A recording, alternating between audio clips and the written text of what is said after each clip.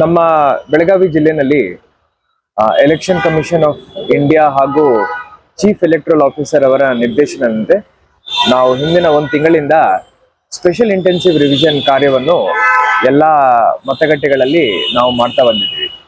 ನಮ್ಮ ಇಡೀ ಜಿಲ್ಲೆಯಲ್ಲಿ ಒಟ್ಟು 41,07,000 ಮತದಾರರು ನಮ್ಮ ಡ್ರಾಫ್ಟ್ ರೋಲ್ ಅಲ್ಲಿ ಇದ್ದಾರೆ. ಅದರ ಪೈಕಿ ಇಲ್ಲಿ ಮಠ 41,07,000 ಪೈಕಿ ನಾವು ಇಲ್ಲಿ ತನಕ 35,88,759 ಅಂದ್ರೆ ಆಲ್ಮೋಸ್ಟ್ 88% ನಮ್ಮ ಕಡೆ ಇರುವಂತ ಮತದಾರರ ಪೈಕಿ ನಾವು ಎನ್ಯುಮರೇಷನ್ ಫಾರ್ಮ್ಸ್ ಡಿಸ್ಟ್ರಿಬ್ಯೂಟ್ ಮಾಡಿ ಮತ್ತೆ ಸೈನ್ಡ್ ಎನ್ಯುಮರೇಷನ್ ಫಾರ್ಮ್ಸ್ ಕಲೆಕ್ಟ್ ಮಾಡಿಕೊಂಡು ಅದನ್ನು ಡಿಜಿಟಲೈಸ್ ಮಾಡಿ ಹಾಗೂ ವೆರಿಫೈ ಮಾಡಿ ಮುಗಿಸಿದ್ವಿ. ಇದನ್ನು ಹೊರತುಪಡಿಸಿ ಒಂದು 5,13,786 ಮತದಾರರು ನಾವು absentee, shifted, death, duplicate, others ಕ್ಯಾಟಗರಿನಲ್ಲಿ ASDDO ಲಿಸ್ಟ್ ಅಂತ ಏನಿರುತ್ತೆ ಆ ಕ್ಯಾಟಗರಿನಲ್ಲಿ ನಾವು ಹಾಕಿದ್ದೀವಿ.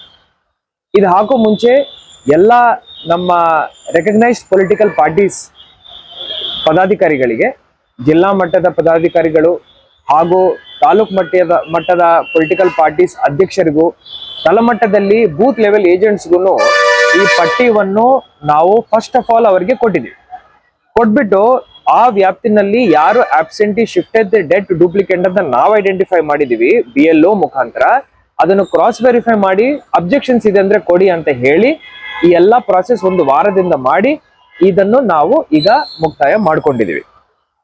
ಇನ್ನು ಬಾಕಿ ಉಳಿದಿರುವಂತ ಟು ಬಿ ಡಿಜಿಟಲೈಸ್ಡ್ ಪ್ರಕರಣಗಳು ಬರೇ 4,455 ಅದಿವತ್ತು ಮಧ್ಯಾಹ್ನದೊಳಗಡೆ ಮುಗಿಸ್ತೀವಿ. ಇದನ್ನು ಹೊರತುಪಡಿಸಿ ಒಂದು ನ್ಯೂನತೆಯನ್ನು ಬಹಳ ಚೆನ್ನಾಗಿ ನಾವು ಲಾಸ್ಟ್ 5 ದಿವಸದಿಂದ ಟ್ಯಾಕಲ್ ಮಾಡ್ತಾ ಇದ್ದೀವಿ. ಇದು ಅನಾಮಲೀಸ್ ಅಂತ. ಅನಾಮಲೀಸ್ ಅಂದ್ರೆ ನಾವು ಏನು ಮ್ಯಾಪಿಂಗ್ ಮಾಡ್ತೀವೋ ಅದರಲ್ಲಿ ಲೋಪದೋಷಗಳು. ಉದಾಹರಣೆಗೆ 2002 ಲಿಸ್ಟ್ಗೆ 2025-26 ಲಿಸ್ಟ್ಗೆ ನಾವು ಹೋಲಿಸುವಾಗ ನಮ್ಮ ಹೆಸರಲ್ಲಿ ಸ್ಪೆಲ್ಲಿಂಗ್ ತಪ್ಪಿರ್ಬೋದು. 2002 ಲಿಸ್ಟ್ ಅಲ್ಲಿ ಒಂದು ಸ್ಪೆಲ್ಲಿಂಗ್ ಇರ್ಬೋದು, ಈಗ ಒಂದು ಸ್ಪೆಲ್ಲಿಂಗ್ ಇರ್ಬೋದು.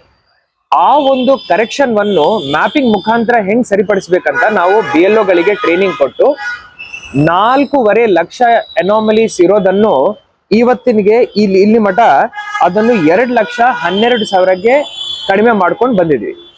ಇಡೀ ರಾಜ್ಯದಲ್ಲಿ ನಮ್ಮ ಅನಾಮಲೀಸ್ ಸಂಖ್ಯೆ ಏನಿದೆ ಅದು ಅತಿ ಕಡಿಮೆ ಇದೆ.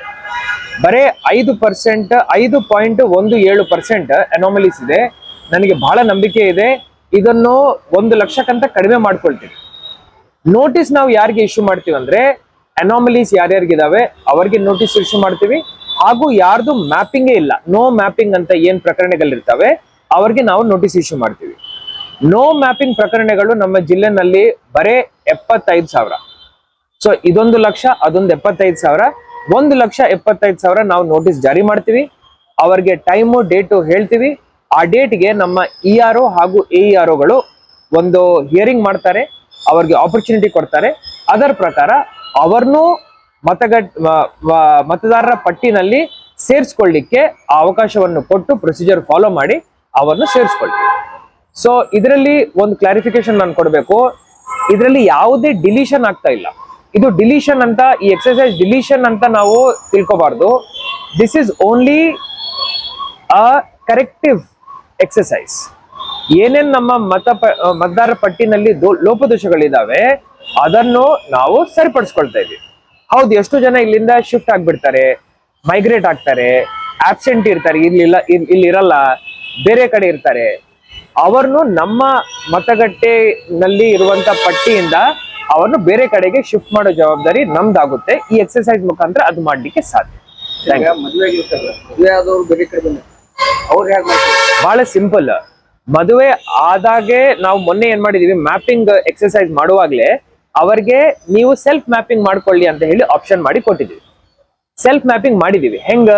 ಉದಾಹರಣೆಗೆ ಮಹಾರಾಷ್ಟ್ರದಲ್ಲಿ ಅವರ ಪೋಷಕರಿದ್ರು, ತಂದೆ ತಾಯಿಯವರಿದ್ರು, ಅವರದು ಆ ಲಿಸ್ಟ್ ಅಲ್ಲಿ ಹೆಸರು ಹುಡುಕಿ 2002 ಲಿಸ್ಟ್ ಅಲ್ಲಿ ಇವರನ್ನು ಮ್ಯಾಪಿಂಗ್ ಮಾಡಿದೀವಿ.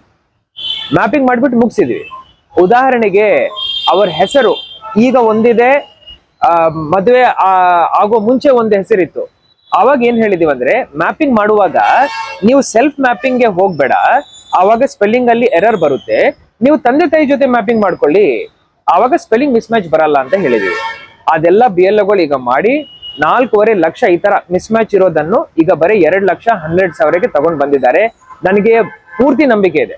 ಇನ್ನೊಂದು 3 ದಿವಸ ಇದೆ ನಮಗೆ. ಇವತ್ತು 6ನೇ ತಾರೀಕು, 7, 8, 9 ಒಳಗಡೆ ಇದನ್ನು 1 ಲಕ್ಷಕ್ಕಿಂತ ಕಡಿಮೆ ಮಾಡ್ತೀವಿ. And only cases which are very genuinely problematic ಅದನ್ನು ಹಿಯರಿಂಗ್ ಟೈಮ್ ಅಲ್ಲಿ ನಾವು ಟ್ಯಾಕಲ್ ಮಾಡ್ತೀವಿ. मैपिंग ऑलरेडी मुग्ध होಗಿದೆ. ಮ್ಯಾಪಿಂಗ್ ಅಭಿ ಖತಮ್ ಹೋಗ್ಯಾ, ಮುಗ್ದೋಗಿದೆ ಮ್ಯಾಪಿಂಗ್. ಈಗ ಮ್ಯಾಪಿಂಗ್ ನು ಮೀರಿ ನಾವು ಡಿಸ್ಟ್ರಿಬ್ಯೂಟ್ ಮಾಡಿದೀವಿ, ಡಿಜಿಟಲೈಸ್ ಮಾಡಿದೀವಿ, ಕಲೆಕ್ಟ್ ಮಾಡಿದೀವಿ, ವೆರಿಫೈ ಮಾಡ್ಕೊಂಡಿದೀವಿ. ಅದಾದ ನಂತರ ವೆರಿಫಿಕೇಶನ್ ಆದ ನಂತರ ಏನು ಅನಾಮಲೀಸ್ ಬರ್ತಾ ಇದಾವೆ, ಲೋಪದೋಷಗಳು, ಅದನ್ನು ಕರೆಕ್ಟ್ ಮಾಡ್ಕೊಳ್ತಾ ಇದೀವಿ. ಸೊ 5 ಹೆಜ್ಜೆ ಮುಂದಿನ ಮಾತು ಈಗ ನಾವು ಮಾತಾಡ್ತಾ ಇದೀವಿ.